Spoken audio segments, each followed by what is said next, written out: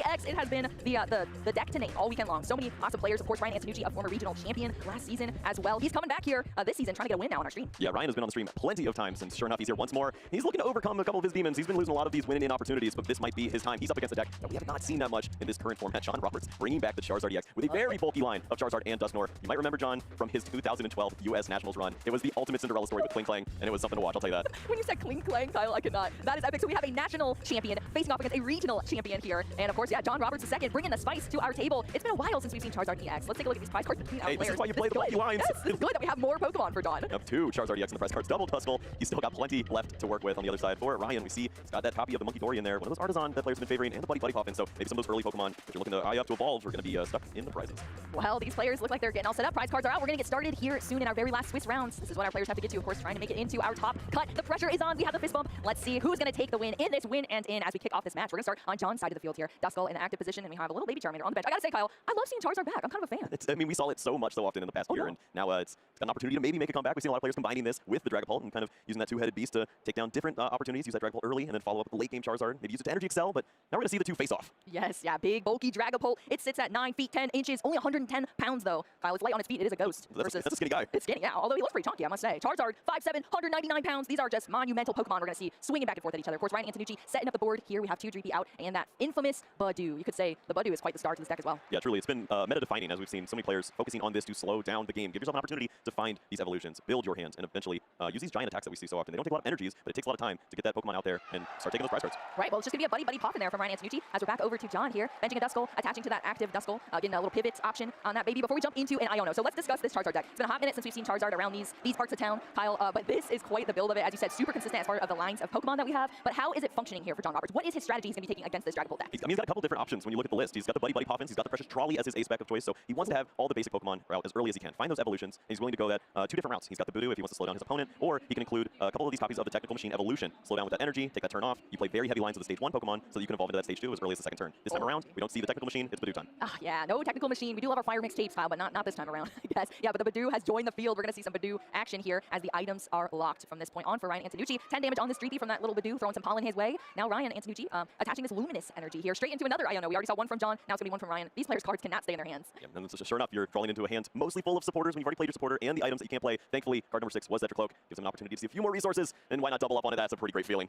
Love that. Yeah, Recon Directive, that's what you want to see. You're drawing more cards into your hands, one to your hand and one to the bottom of the deck. Love to see it for Ryan as we start, bulking up these resources in the hand. Of course, under item locks, we can't play any items, but we're just going to see Ryan go nice and slow here and just kind of further the board state as we lead with Budew in the active position here. This one is a little bulky. It's got a Bravery Charm plus 50 HP. That makes that Budew an 80 HP Budew. And now we see the Itchy Pollen back and forth. We have seen Budew wars since this format has started, Kyle. Is there any strategy where you think you win a Budew war? Like, what is your strat here from the Budew? Or is it truly just come down to when you strike in this map? I think it comes down to a lot of the deck building decisions. We see Bravery Charm as an inclusion for Ryan. He wants his Budew to stick around a little longer or be a little less susceptible to that Monkey Dory. So you have options to bide more time and draw more cards. This is a big difference between the Dragapult success and Charizard's falling off, is that this Stage 1 draws you all the cards. Charmeleon's not doing anything for you on the other side. John Roberts is strictly looking to find some of those heavy counts that he plays, and that's why you see a card like Jacques appearing in this spot. A perfect answer to when you are locked by items. Yeah, you'll love to see that. You got to take it nice and slow. You have to have other options in your deck, in your supporters, in your tool cards that can help you get through these awkward Budew turns. And that's how we're seeing so many new builds of decks here in our meta. Jacques helping out, getting these evolutions onto the field. We already see 2 Dusclops here, of course, with that Cursed Blast ability, allowing you to place a ton of damage counters, 5 to be exact. Or Dusknoir 13, you get a little upgrade there with the second evolution. Charmeleon also joining the field as we continue with the Budew wars. But this time around, John Roberts popped the Iron Bundle of Joy.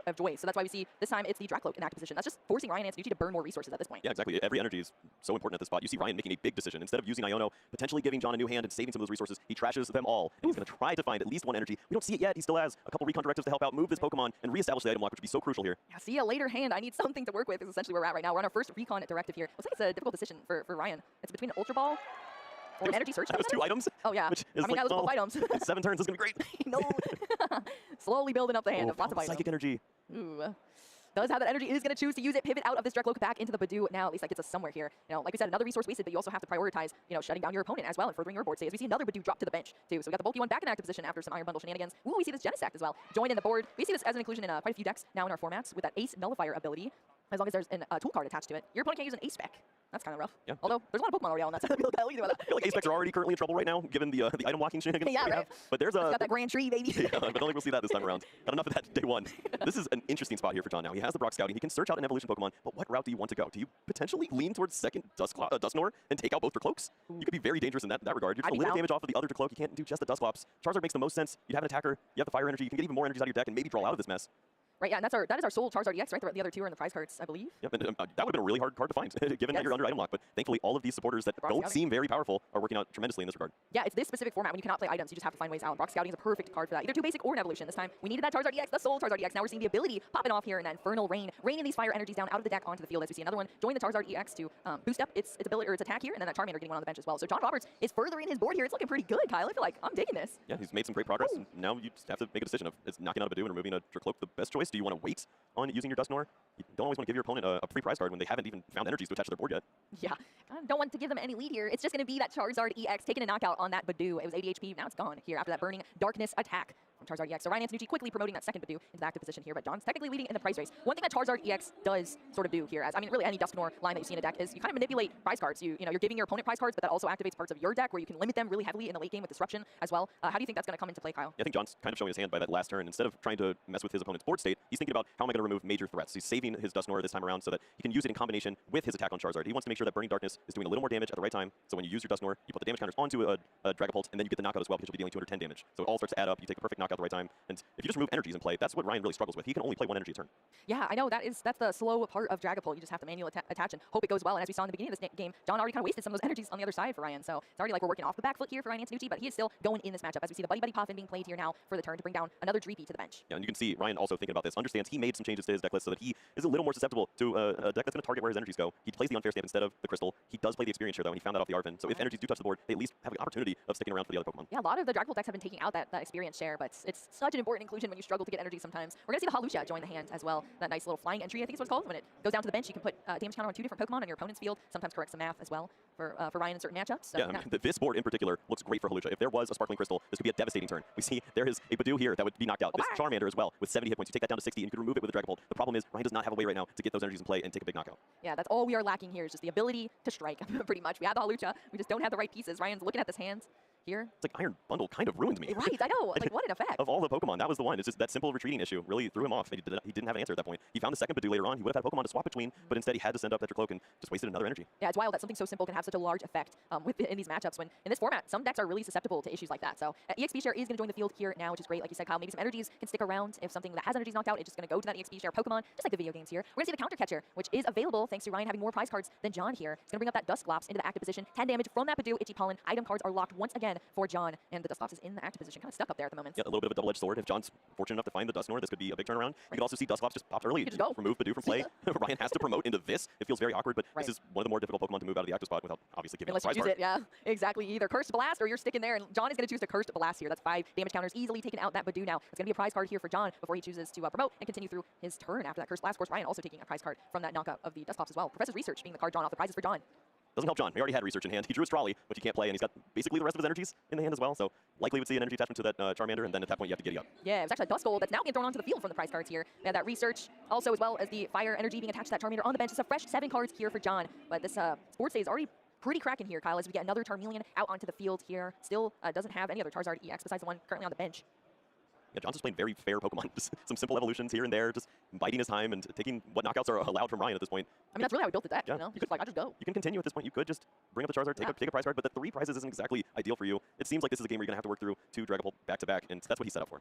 Yes, exactly. Yeah, those Dragapult can be really sticky situations. I mean, it's a lot of HP. You have 320 that you have to get to, which you can get those numbers. Of course, that's why you have the Dusknoir and Dusclops line helping out there, but you just have to make sure you're doing things at the right time. Ryan Antonucci, once again, with a Genesect in the active position here, so awkward. 10 damage from that Badoo that's item locking him now as well. We're going to see the energy attachment for turn of that Luminous Energy, allowing for that Psychic to be chosen. Now it's fully loaded up on that Dragapult EX into an Iono here. We're going to see both of our players once again get rid of their hands. Oh, they forgot resistance. Oh, I was like, why is that correct? Genesect can just hang out forever. It doesn't have any allergies. Yeah, that's true. Yeah, it's very rare that we see resistance come into play, but this time around, that Genesect does not have an issue. Okay, this was the one card that would make you question things for Ryan on his side. He found the one-of copy of Rescue Board here off the Iono. You could get aggressive. It doesn't feel great against Badoo. Maybe you just slow down past this turn and wait for a boss's orders turn so you can really make the most of this first attack with Dragapult. Yeah, looks like that's what he's debating here now. Just kind of assessing the board. Has cards in his hand. It's just what strategy does he want to choose? What route does he want to go down? You know what feels bad? 200 damage into a 10 HP Badoo. Yeah. Oh, yeah, I would say so. Even when you're sprinkling damage onto the rest of the field, yeah, 200. When it's got 10 HP left, that's rough. Yeah, but like this is where you're at. You've lost both Badoo at this point, even though Badoo would be a really great inclusion here just to deal that 10 extra damage, lock the items once more post-Iono. You don't have those resources. You can take 2 knockouts here if you want them. You know that you're already at risk of a Curse Blast plus Charizard at this point anyways of being KO'd, so why not just take some prizes? Yeah, at this point, I mean, we're 1 down from that Dusclops earlier. So Ryan can take a couple more here, double prize knockouts from the Phantom Dive if he chooses to do so. That's what he's going to do. We're going to see the strike into the Badoo. He's being taken down. And then, of course, on the bench, that Duskull also being wiped out from the field from Ryan Antonucci. Now he's down to 3 prize cards. Pressure is on John here, but John is leading in the prize card race now, thanks to Ryan being at 3. John's at 4. That unlocks cards like Defiance Band here. If you're behind in prize cards, 30 additional damage. Yeah, it means he's got a little more of a luxury with that Dusknoir. He's able to use that to take down the Dracloak on the bench. And he's starting to do a little bit of math here, trying to figure out if this is going to work out, and it looks pretty nice. I love when the math works out, Kyle. Half the time I'm doing it wrong, though. I'll tell you what. Iono being played here now. Once again, I mean, we've seen almost an Iono turn here from these players. Lots of flinging of the cards here as we see a fresh hand of only 3 now from John. We're in the later half of the game now. Ryan sitting at 2 because of that knockout there on John's side of the field. So, yeah, look at this. John has put himself in a position here, down to 1 single prize card after this turn. And now we're back over to Ryan, stuck with a Genesect and just a Dracloak on his field. Right, and not only was the knockout nice for John, but he was able to do that against the experienced shared Dracloak on the bench too. So there's no energy in play at this point. Ryan really grasping the straws, trying to find any way to stay in this game. I mean, you got to stick the most hit points you can up in the active spot. It looks like he's going to try to find an energy first, but he finds Pheasantipity. I mean, that's a double-edged sword too. Right. Yeah, you get more cards, but then you got a Pheasantipity on your bench. You want that fire energy. You have the Ultra Ball for the Dragapult. This is really good. Whoa. Runs into the Unfair Stamp. Dragapult EX, Unfair Stamp, Counter Catcher from the Pheasantipity. 3-card draw here. The Blood Moon Ursaluna EX as well now down on the bench. And that A-Spec Unfair Stamp that can turn games right in the latter half for some of our players.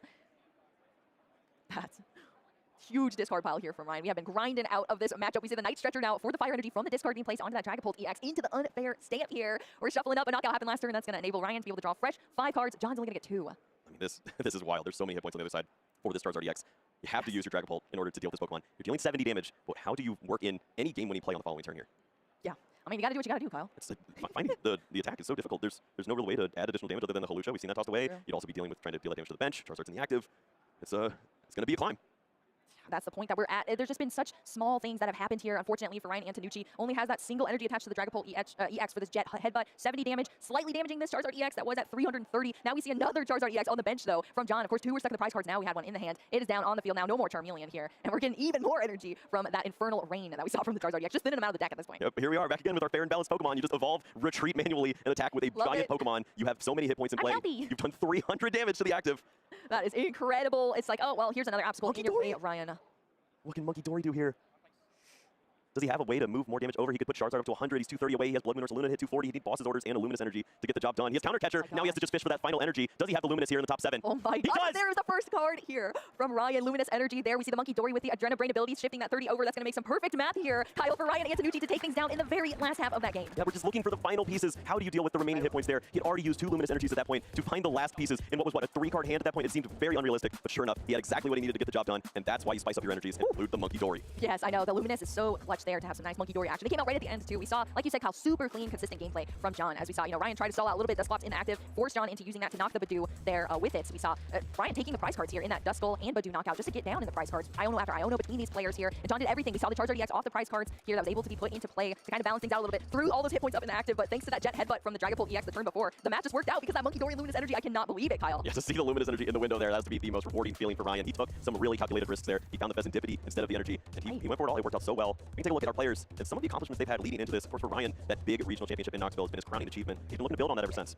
Yeah, and then, John Roberts over here, a national champion. It was a little earlier than that in 2012, but so nice to see he's still playing Pokemon TCG, and he's back here once again now at our stream table in 2025, Kyle. I mean, that is just epic. He was a Vikavolt Tapu Bulu player for a long time in that 2017-18 era, and he loved that deck. Maybe he's got a new favorite now, though, with this Charizard. He's one of the very few players in the tournament who still believes, but this list is unlike any of the ones we've seen.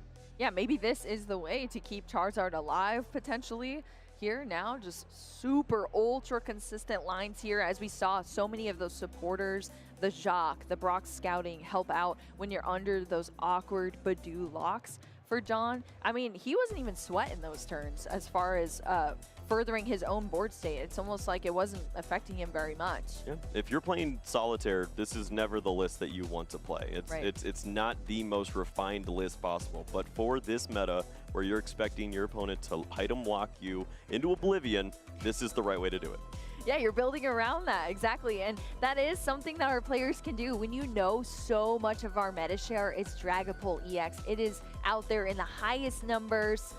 by far, and it has been for quite a while here. So you know you're going to be seeing a lot of Badoo out in the field. You're going to be facing off against that. Build your deck around it, and maybe you will see the same success here. Of course, both of these players, this is the win and in they're competing for here now. So they're rolling through it. Ryan Antonucci was able to take the first win here in our Swiss round 12, but we're going to a game 2 between these players. Ryan is going to start us off now. We've seen the awkward Pheasantipity EX starts and how precious those resources are for Ryan Antonucci, unfortunately, starting once again with awkward Pokemon in the active. You're just echoing in your head that, oh, I just need some basics, I need some help, and then he top decks Blood Moon Ursaluna. No, that is not the basic we wanted. I'm going to be more specific next time.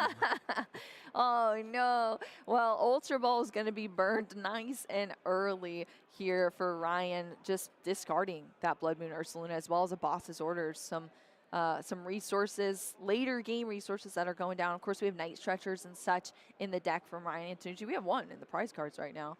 A lot of items in the prize cards, so maybe we wouldn't be using those anyway, potentially, if we get some Badoo action in here once again for Ryan. But you think it's anything too brutal in those prizes, Kyle? No, they're certainly manageable, and honestly, for playing against a deck that uses Dusclops and Dusknoir as much as John will, Unfair Stamp at the bottom of your prizes seems excellent. You'll have an opportunity to use that maybe earlier than you typically do. You could put John on a really bad hand, and he does not have the resources to draw out of any low hand size.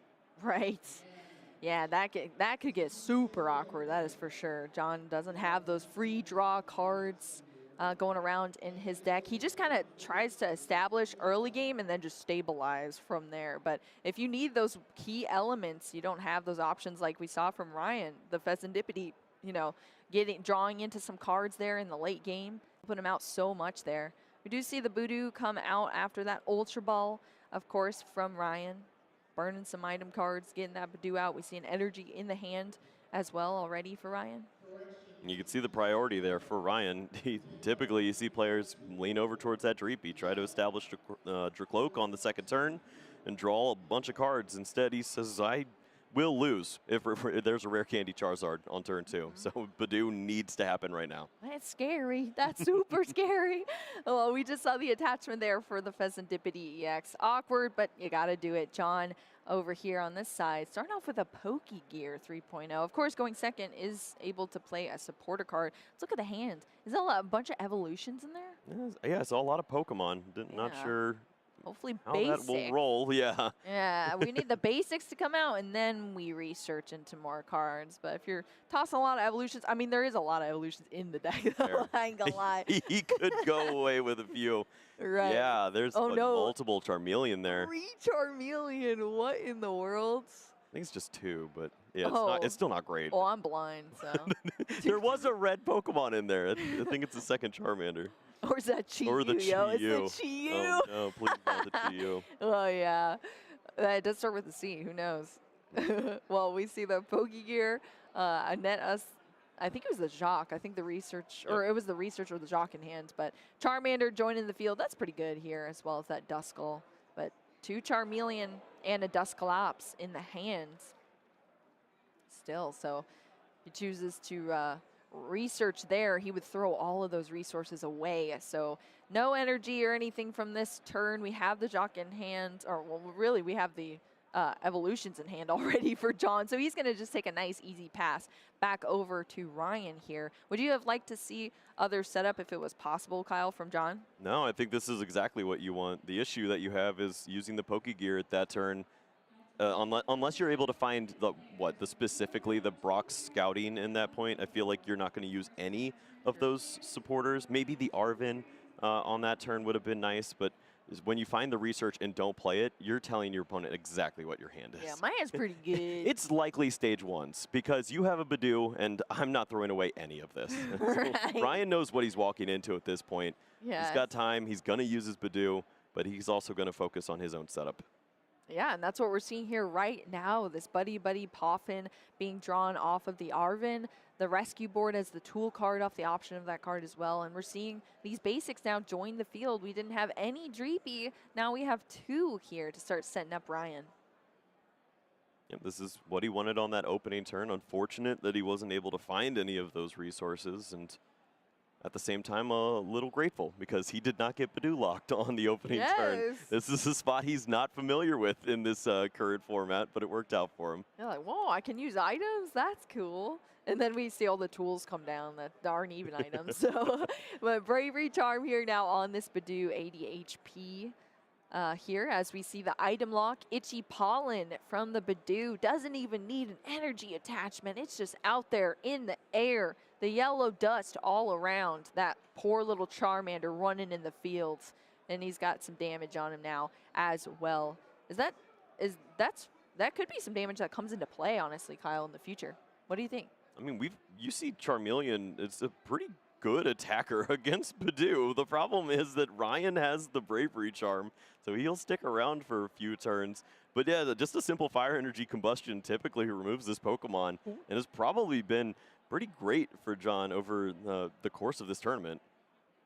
Yeah, I was thinking that too, and the card also looks super cool here on that Charmeleon. Well, we see him pop out from the hand onto the board here for John as we see the Jacques as well being played to get even more evolution Pokemon out into the hand. So we are ready to go. That hand was just stacked initially with all of these evolutions, and now we're going to have even more on the next turn if Ryan doesn't disrupt it. I live for this. This is the perfect turn of disrespect that you can play. Your opponent's 3-card hand is going absolutely nowhere. You just evolved all 3 of your Pokemon, and then you searched out their stage 2s right in front of them and said, I don't think you're going to ever disrupt this hand. Me, yo. Yeah, I dare you to top deck Iono. Do it. And he does. No way! He does. Top deck Iono, and Ryan against Tanucci says, okay, let's do it. Oh my gosh, that's incredible. That's exactly really what Ryan needed to see here as we see a Luminous Energy as well come down onto the field, onto that Dreepy. The I'm rescue shook. board. This never happens for Arvin. me. What is happening here? He actually found the card as the words are coming out of my mouth. We were just saying it, yeah.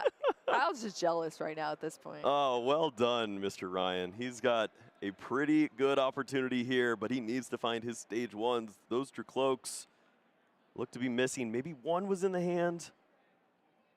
Yeah, I mean, we saw the evolutions all over the right side of our field from John. Now we got to see it from Ryan here. Those Dreepies were brought out last turn. They have a full cycle to evolve. Now we got even more Dreepies dropping down. He's got Ultra Ball in hand too, so this is not done yet by any means. Plenty of time here for Ryan to just build this hand back up, tempt your opponent to just knock out a Badoo, Pheasantipity draw, and then get very aggressive on the following turn with a Dragapult. And I'm really liking this spot here for Ryan now. Yeah, I mean, this is a board that has a lot more options, even though it started so awkward with that Pheasantipity as well. But, you know, the power of item cards, I suppose. Dracloak now Recon Directive-ing, I guess, for the first one time around, Kyle. If it wasn't a verb, it is now. Oh, man.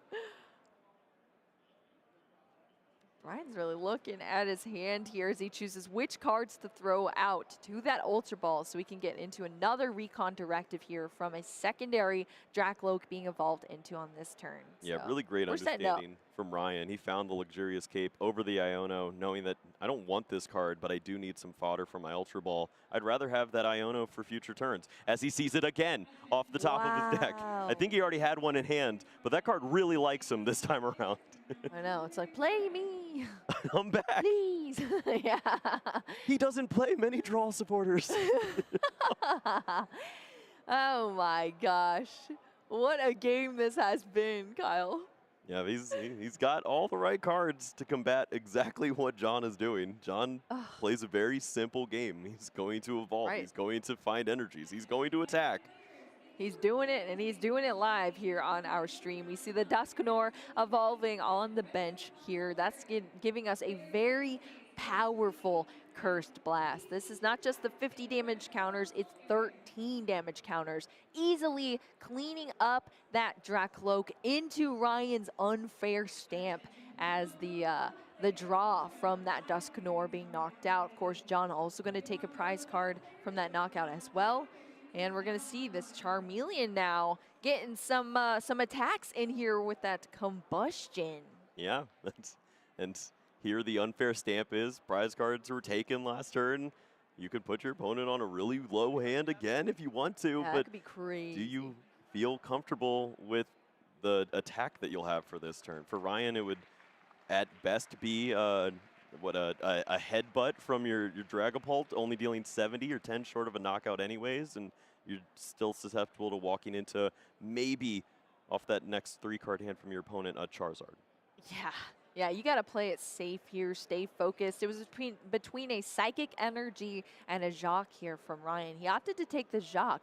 Now we're going into the deck for 2 evolution Pokemon here as we start getting even more Dracloak action. One was taken out on the last turn. We had plenty of Dreepy on the field to be able to put down even more Dracloak for some safety here on this board in the recon directives to draw even more. We're seeing our first Dragapult EX on the board as well with a Luminous Energy. Yeah, this is straight out of the handbook. Perfect play here from Ryan. You use the first recon directive. We're going to make sure Unfair Stamp is ready to go. Yep. I'm pretty sure we're good. there was a Dusknoir pop.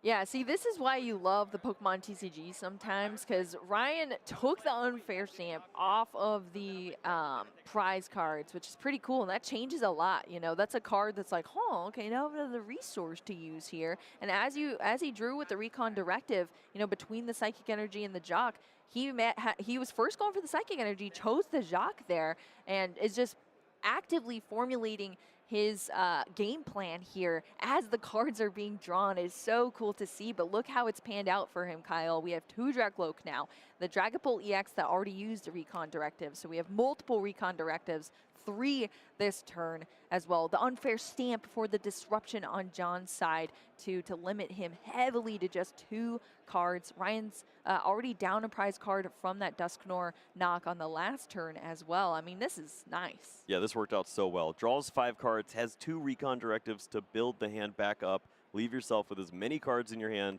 before you have to make your decision. And he's going to have all these resources working in his favor. On the other side for John, he's got 2 cards left. He's got an Arven in his hand, so he can keep playing fair Pokemon, but is fair Pokemon enough to beat Dragapult? Right, yeah. Is it going to be enough? As we said, John's whole strategy, you know, he's got it all planned out, mapped out, but, you know, is Ryan able to just get there faster and disrupt him heavier than John is able to maintain that stability in the later half of the game? That's really what the question is going to be for John. Of course, having an Arven is nice, you know, to kind of pick and choose there.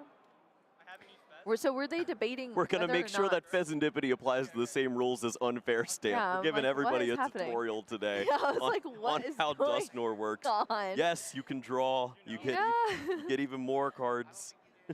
He's got an enormous hand. I mean, honestly, touche to Ryan for asking, though, just to make sure we're not going to see anything crazy happen here. You know, he doesn't want to be taking any sort of chances, I guess.